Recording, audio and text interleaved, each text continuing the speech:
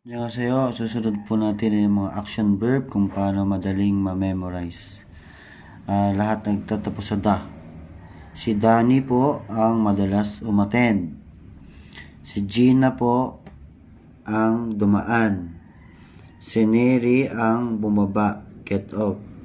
Si Joy naman po ang naghigpit, tighten. Si Paul matigas Bisaya, Paul ang nagluwag, loosen. Si Chiki ang laging sumusunod, to follow. Si Ogie ayaw niyang sumunod, unfollow. Si Pat naman ang laging tumatanggap, to receive. Julie ang laging inaantok, sleepy.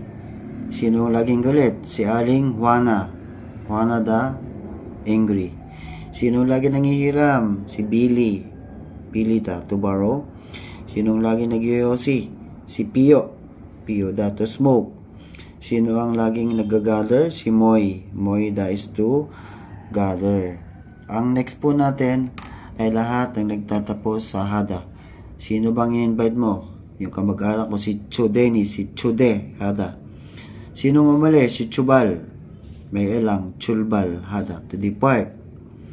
Sinong magaling magluto? Si Yuri, hada, to cook. Sino bang gumamit? Si Sayong, to use. Sino nagsimula ng away? Si Jack, to start or to begin. Sino lagi nangahalik? Si Popo, to kiss. Ang Korean name na lagi naglilinis si Chongso, to clean. At kapag kailangan nyo, pilyo yan, hada, ay need. Sana makatulong po para madali nyong ma-recall ang mga verb na may pangalan ng tao. Kamsahamnida.